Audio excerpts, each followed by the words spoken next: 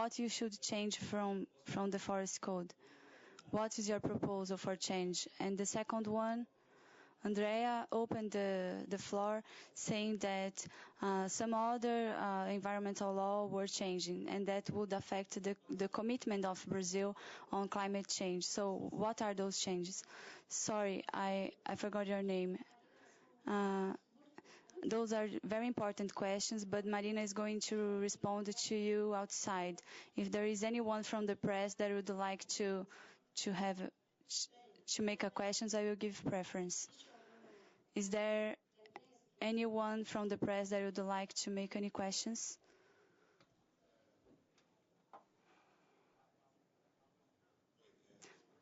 Dennis from G1, Dennis Barbosa. I would like to ask that if this article that allows to reduce the legal reserve that have more than 65% of their lands under conservation in units and indigenous territory, this article has been made as an stimulus for new reserves. I would like to know if you agree with that or if it was created specifically to reduce the legal reserve on specific states.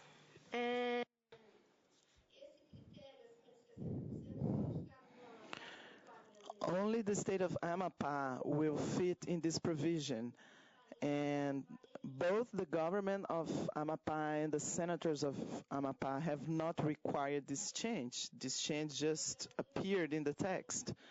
So in Brazil, we have a saying that when there is a turtle on a tree, someone put her there or there has been a flood. So she thinks that someone put it there. Because nobody was requiring this provision, and people take with one hand and take it out with another hand. So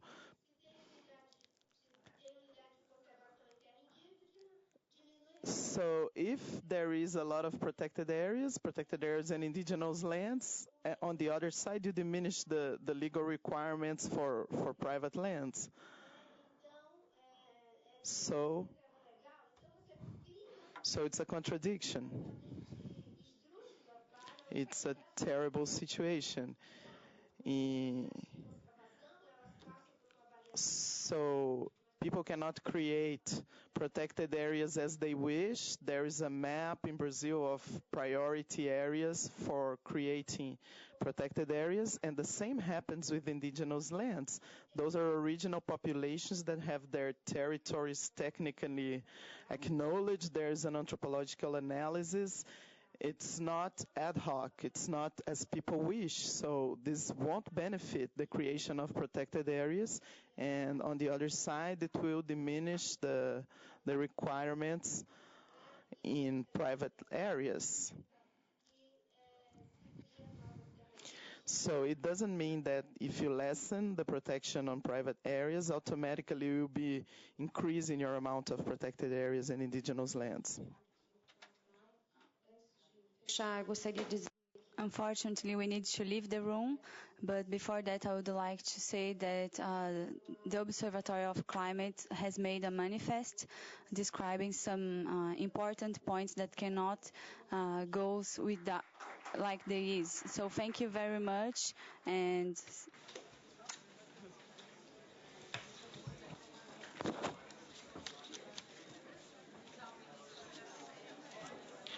a gente continua a responder lá fora, para aqueles que não tiveram as suas respostas aqui.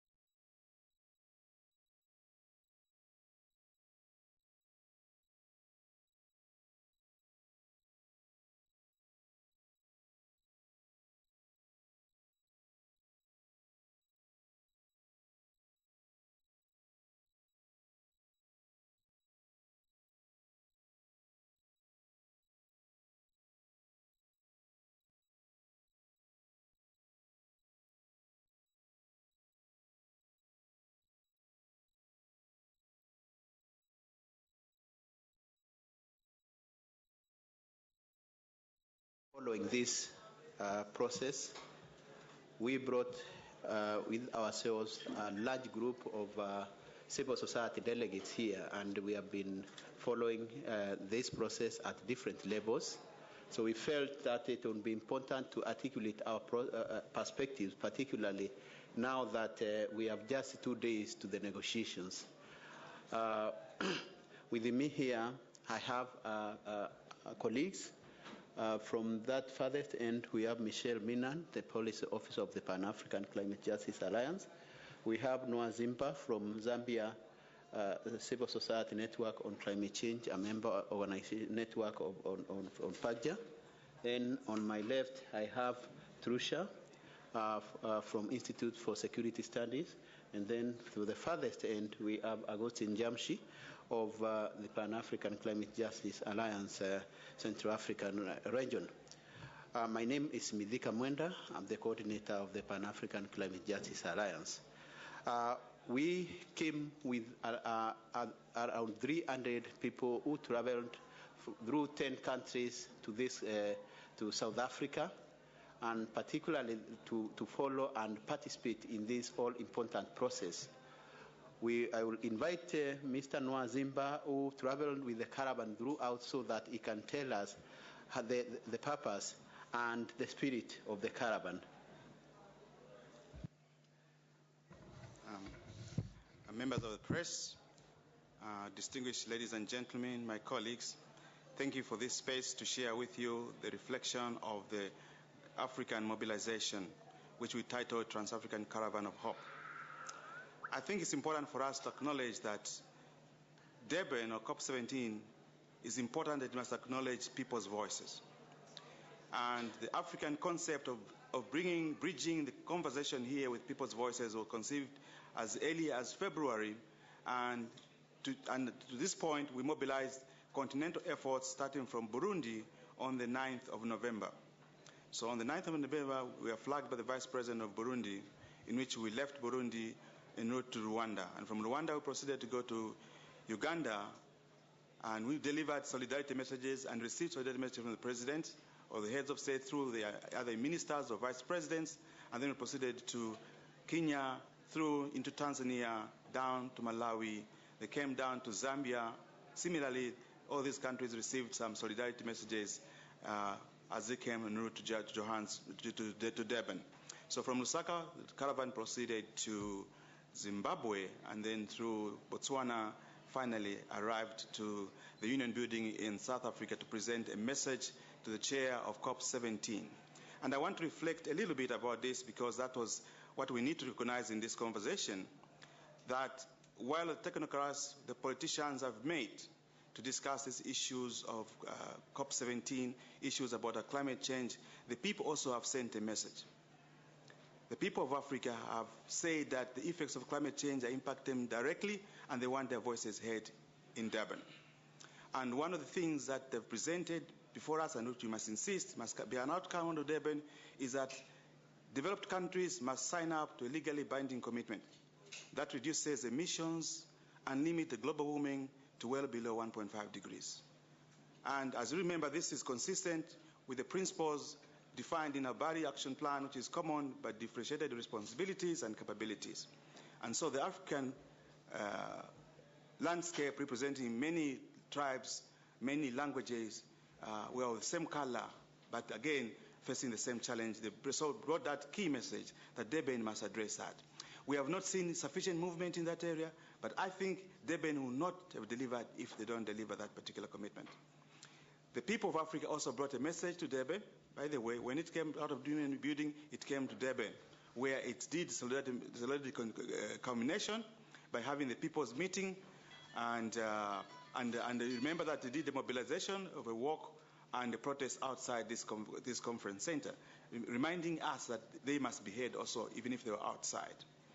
They brought a second issue, which I think is important for us to reflect on, and I think we're tracking it very keenly while we're here, was that they demanded that we must share the efforts of curbing climate change fairly.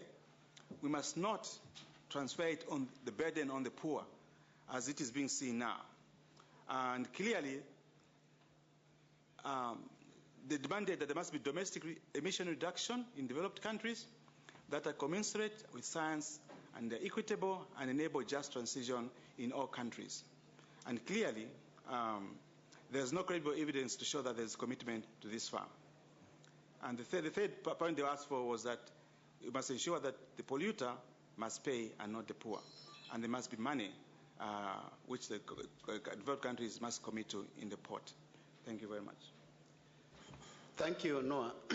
I think the spirit of this caravan was actually to see a Durban deal which is responsive to African realities and aspirations.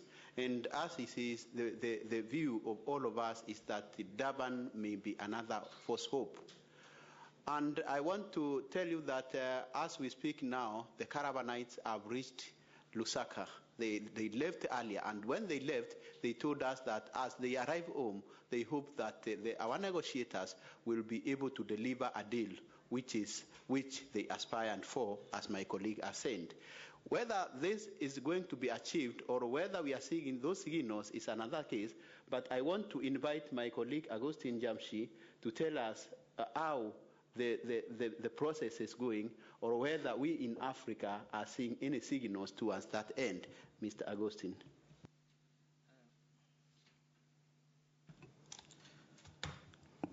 Thank you, Mr. Moderator.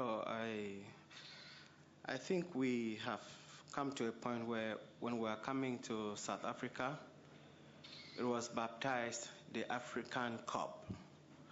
And we kept warning that it will only be the African Cup when the results are favorable and meet the needs of the people of Africa. So far, we say it is a COP taking place in Africa. The way we are seeing the process, it is not moving us far. Today is Wednesday, and then negotiations are supposed to be ending by Friday. We have not yet seen the things that we need to show us that there is hope at the end of the tunnel. On the contrary, we have heard from quarters that are asking for the Durban mandate. What is this Durban mandate for us? We're not sure we want a Durban mandate here. The mandate is clear, as was said in Bali. So we have to fulfill that mandate. We have to fulfill the business as was agreed on in Bali. We noticed something since Copenhagen through Cancun, which was this selection of a few people or a few countries to negotiate on behalf of others. In Cancun, it was called Green Rooms. Here, it has another name, Indaba. How is it going to meet the needs of the people? Because the issue is negotiations under the UNFCCC is multilateral, and we come to agreements by consensus. If we are still having a few countries that are going into backdoor meetings to negotiate key issues that should be transparent, put on the table, and we are having those kind of situations, we are not having a lot of hopes. The urgency is ever and ever more clear. While we are wasting time doing these tactics of negotiations in closed rooms and not being clear, climate change is not allowing the African people to sleep at peace. People are roasting in drought in the Horn of Africa, while we have floods in other parts of West Africa and even southern parts of Africa. We cannot continue to do this. We are calling on our leaders, especially the African leaders, to stand on the African common position that we agree on, and as a civil society, that it is the most progressive and the most concrete position that will bring hope and delivery for Africa. So the urgent call is there for these people, for the negotiators to deliver a deal under the Kyoto Protocol, and then they should bring the money on the table that is needed to fight climate change. Thank you very much. Thank you very much, Agustin. I think now the rumors on the corridors of the negotiations is that Durban may deliver another poison called the Durban Mandate. And the question is, we in Africa have been having all through the Conference of African Heads of States and Government on Climate Change, CAUSOC, under the leadership of Meles Zenawi. We have the AMCEN, African Ministerial Conference on the Environment, the African negotiators under UNFCCC. All these came up with an African position. And the question is whether the rumors we are hearing, whether the Durban Mandate will actually not contradict the African position. So in this regard, we want to hear from our colleague, Michelle, whether this will really reflect what we in Africa have been discussing and aspiring. Michelle. Thank you. I think as you listen in the negotiations, there's a lot of talk about a new treaty, the Durban Mandate, a roadmap, a new transition. They use different terms. But in essence, what this is they want a blank check to carry on doing nothing. Carry on doing nothing in terms of no finance and not increasing the level of ambition. Currently, the pledges on the table are way below what is required by science and equity. We see that developing countries are still doing more in emissions reduction than developed countries. And bearing in mind that developed countries have the historical responsibility to be reducing their emissions domestically, but we've seen no movement at all when it comes to emission reduction. The common, as was reiterated, both the people of Africa, the Common Africa position, as well as our ministers through the AMCEN, their declaration, as well as our heads of state, we're all calling for one very key thing, and that is we need deep emission cuts now. Not in 2020, because that's what the US is proposing. They want to lock in their pledges of 13 to 17%. That is not science-based. We're saying we need deep emission cuts now. And we need to see them take the political leadership in reducing this. And we need to see at least 40% by 2017 and 95% by 2050. That is agreed both by our African negotiators, our heads of state, and our ministers. Within the architecture, this needs to be through a renewed and continuous commitment to the Kyoto Protocol. A second commitment, legally binding outcome. We need to also see a provisional entry into force so that it's ratified and can be operationalized immediately. We also need to, under the convention, see all the pillars of the Bali Action Plan an outcome. So that is both in mitigation, adaptation, finance, and technology transfer and capacity building. We know, of course, that the US has not made legally binding commitments, but provision has been made for them under the convention that they need to make comparative, legally binding emission reductions, and we need to see them increase this level. They are not at the moment increasing this level, but they are committed because they have signed the convention, that they make these comparative. And so we need to see movement on their political leadership to reduce their emissions. The other thing is we want to see that the markets are closed, because at the moment they are passing the responsibility on to developing countries, and they need to do more, not through the markets, and we need to close all those loopholes. Thank you. Thank you, Michelle. Then all that said, the most critical issue which has been actually derailing discussions is the issue of finance. There are many divergent positions on how we are going to mobilize finance, and particularly Bolivia has made a very interesting proposal on shipping taxation. And with me here, there are many other proposals on finance.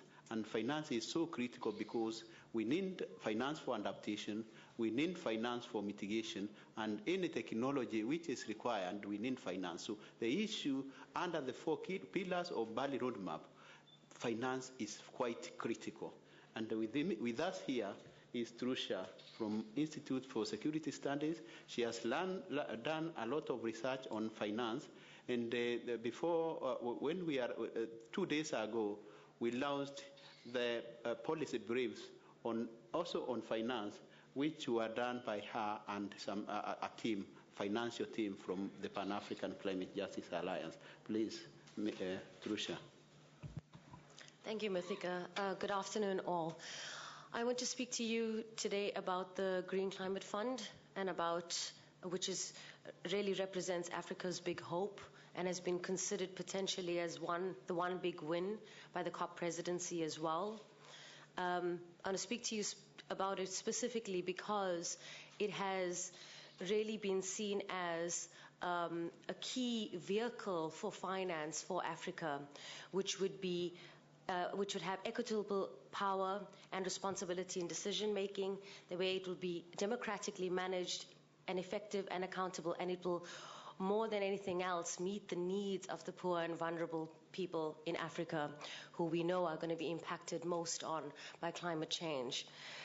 Specifically, what we've been calling for as African civil society are the following. We've been calling for a strong, independent legal personality for the Green Climate Fund, which is accountable to the COP and which acts under the principles and provisions of the convention. We've been calling for equitable representation from developed and developed countries on the board with a 2/3 or double 2/3 majority in decision making. We've been calling for a very limited role for the private sector, which is actually regulated and decided on at a national and subnational levels. We've been calling particularly for the immediate capitalization of the Green Climate Fund, especially looking at a bulk of, if not all of the $100 billion of the funds promised for long-term financing going into the Green Climate Fund, and capitalize from public sources, using also innovative sources of public finance. We've been calling for activities that are funded, that are based on country needs and a country-centered approach as well. And we've been calling for balanced allocation with at least 50% devoted to adaptation. And we also want an open and transparent bidding process for the permanent trustee. What we are concerned about here today, and this is why we're sitting here, is the role of developed countries in trying to push for the GCF to be an entity that is not accountable to the COP, so that it's outside of the control of the COP. We're also concerned that the capitalization of the fund will be primarily through the private sector, through what they call a private sector facility, and that would really become a kind of private sector vehicle where that it would be out of the control of